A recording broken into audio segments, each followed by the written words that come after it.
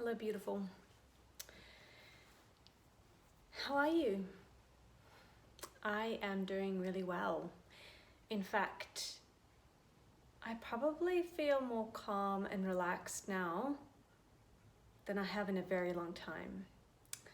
And I think it's partly because I have completely dropped the expectations that I unconsciously put on myself to do more, be more, hustle more, have more, just more.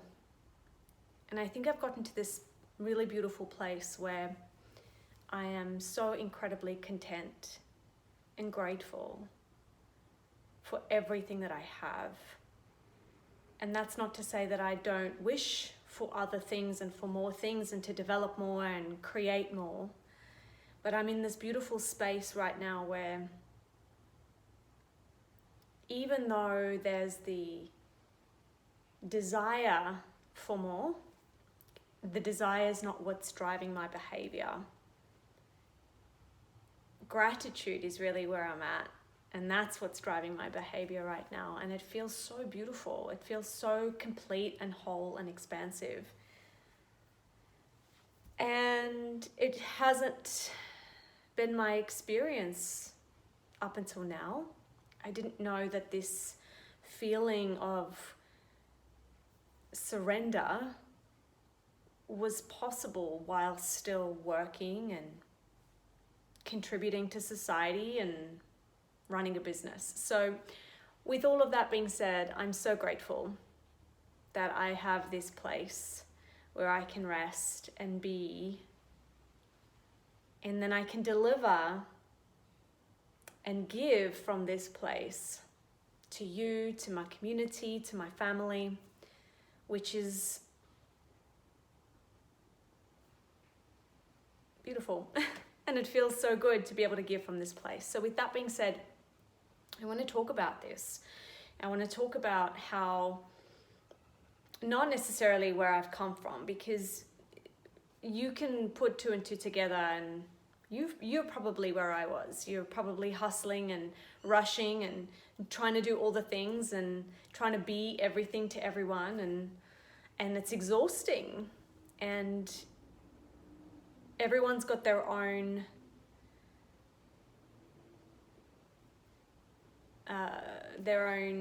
part in that story. You know, they've got their own explanation of what that feels like and looks like in their life. But what I'm more interested in talking about is how I've got to where I am now. And also to be very clear that I'm not attached to this feeling. I love it and I don't want it to end, but I understand very well that life acts in cycles and that this feeling is cyclical too.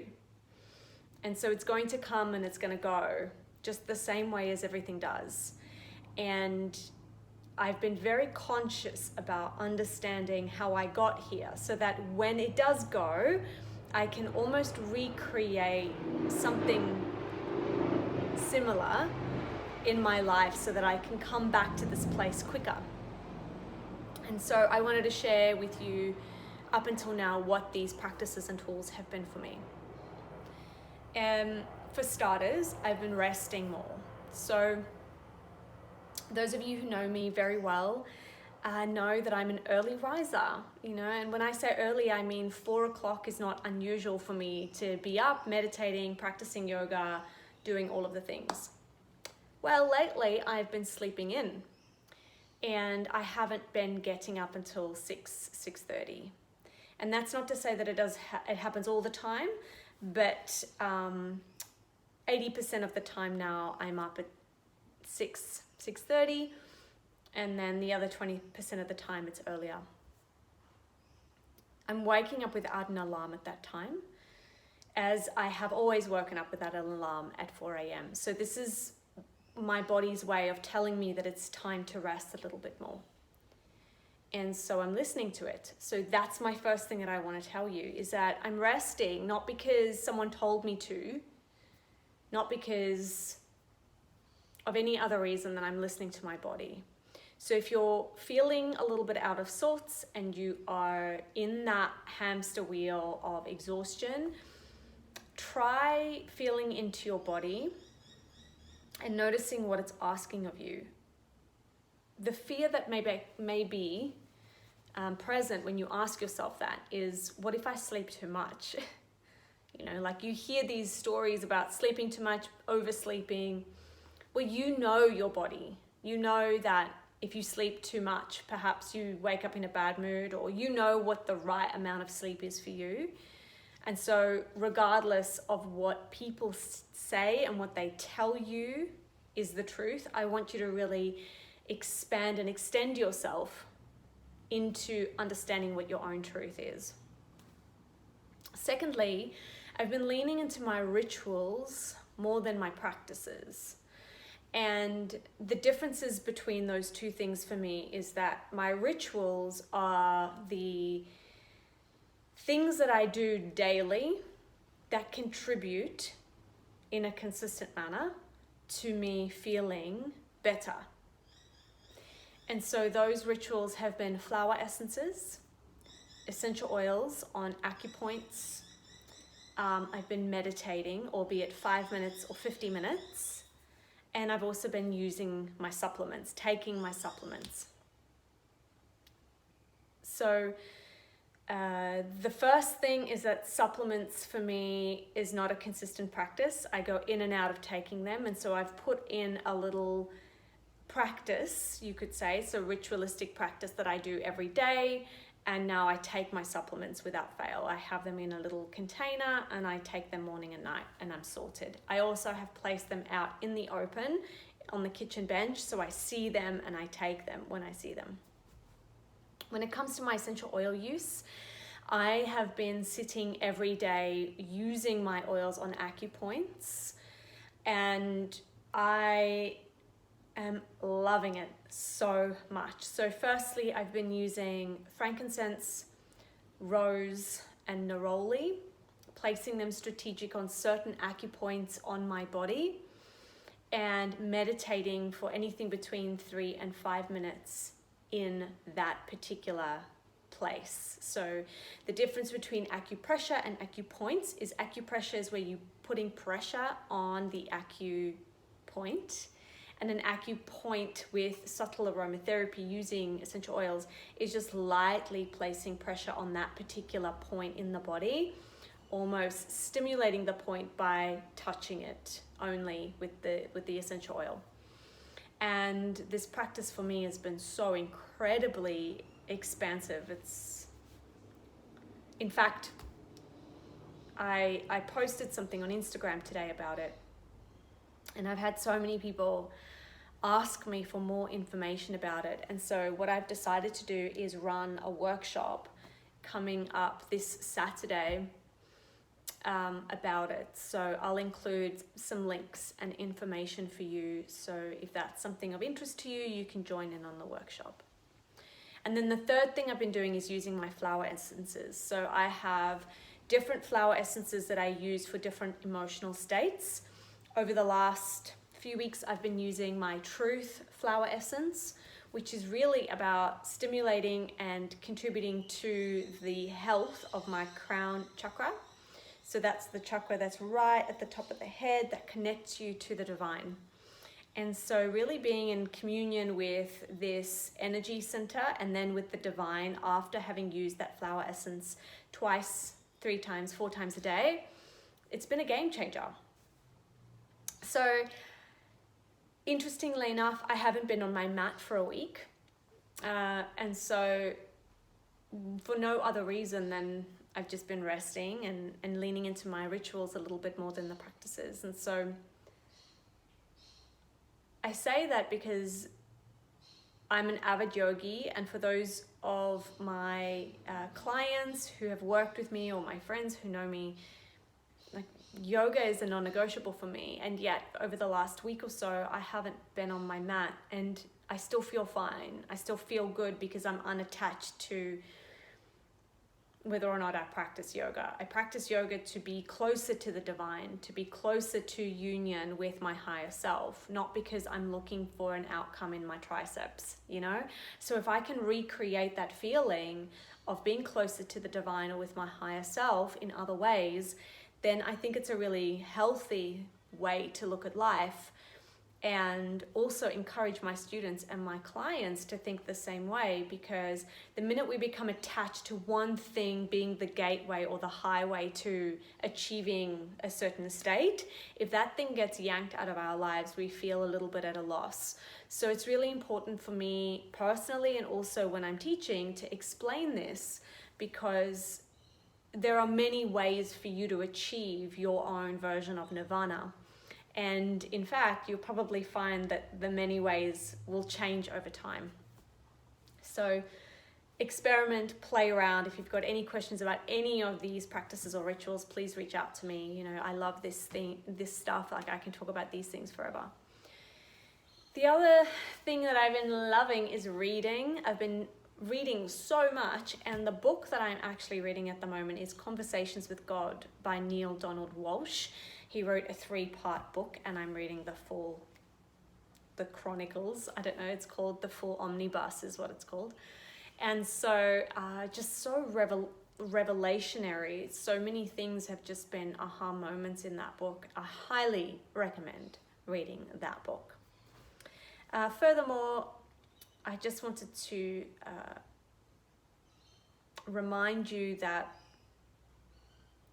the body that you have, this physical vehicle which your soul lives in, this incredible machine that beats on its own, blinks on its own, breathes on its own, sweats on its own, like it's just incredible, is such a gift. And sometimes we can get really wrapped up in the things that it can't do or it doesn't do, or that it's stopping doing, or that it's doing too much of, and just a quick reminder to give thanks to this body, because all you need to do is stump your big toe to realize how important one of your 10 toes are. All you have to do is have a headache to realize what an incredible gift it is not to have a headache. And the more I give thanks for my body, the more I sit in absolute awe and reverence of it,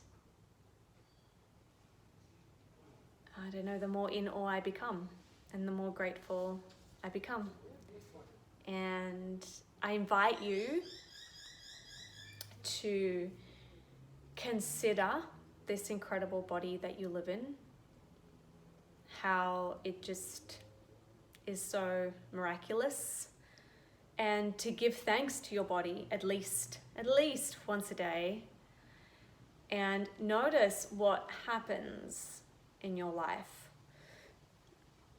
If our body is made of water, and if every single cell in your body can hear your thoughts and feel your emotions, then shifting into gratitude for its very existence and placing yourself in a vibrationary state where you are appreciative and present with it, appreciative of it and present with it, then it's naturally going to raise the vibration of your body, and therefore it will act more optimally.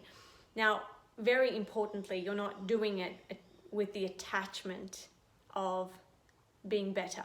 You're giving thanks because giving thanks feels good, not because giving thanks is going to get you to a place where you want to go, a better place. And so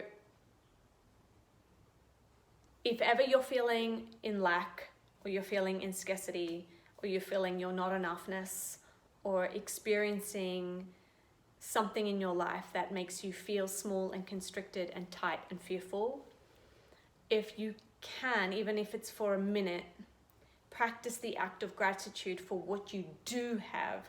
Find the things that you have in your life that you are deeply, emotionally grateful for. Not just what you think you should be grateful for, but what you feel grateful for. And shifting your body, mind, spirit, soul state into that state of gratitude puts you into a state of receivership. So that which you feel is that which you attract.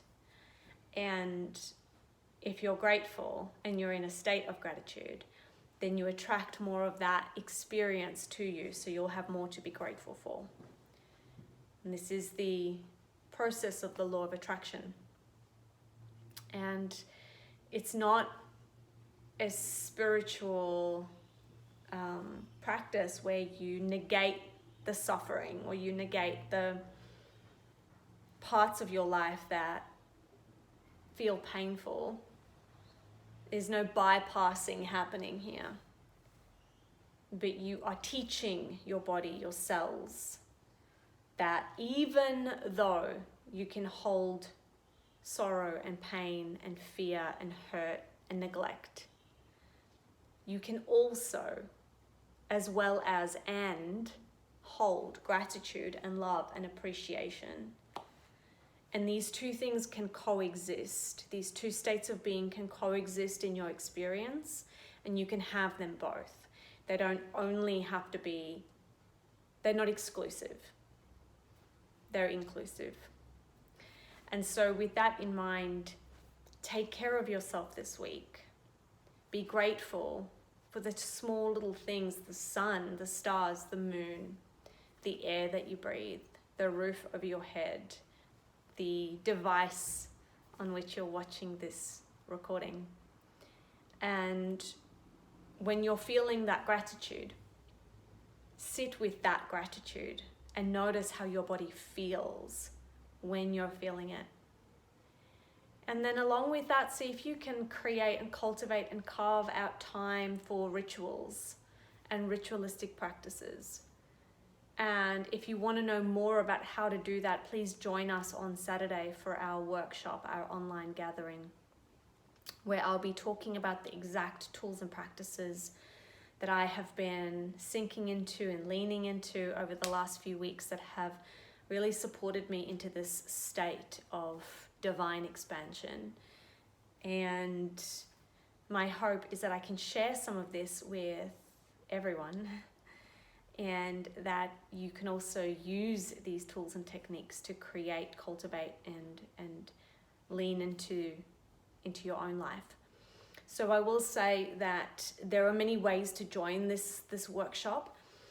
I am allowing all of my clients who have purchased a truth kit, a Rituals for Grace truth kit, complimentary access to the workshop. It's 90 minutes. The workshop will run for 90 minutes. And regardless of which of the kits you purchase, so whether it's simply the digital pack or the flower essence and crystal pack or the full essential oil pack with everything included, regardless of which of those three, the workshop, the online and virtual gathering will be complimentary. If you have all of those tools, or you would prefer not to purchase them prior to the workshop, then you are welcome to purchase a ticket to attend the workshop, which is also available for you. So the tickets are at 40 Australian dollars, and the meditation kit, which is the lowest investment for the Rituals for Grace Truth Kit, is $80. So it's up to you. That's the starting price, and then it goes all the way up to $350 depending on what it is that you want to purchase. But I will be talking about all of the products in the kit and how I've used them as part of my ritual. The products in this kit are very, very valuable. We're talking frankincense and rose and neroli. These are some of the most valuable essential oils that you can buy, and they have sacred, holy connections, not only with the spirit world, but also as a plant in the plant spirit world. And then we will be looking at the flower remedies that I have used in my Truth flower remedy that I have created for myself. One of those flowers is heather, and then there's a bunch of others that I'll be discussing, and how I use them on my body, when I use them.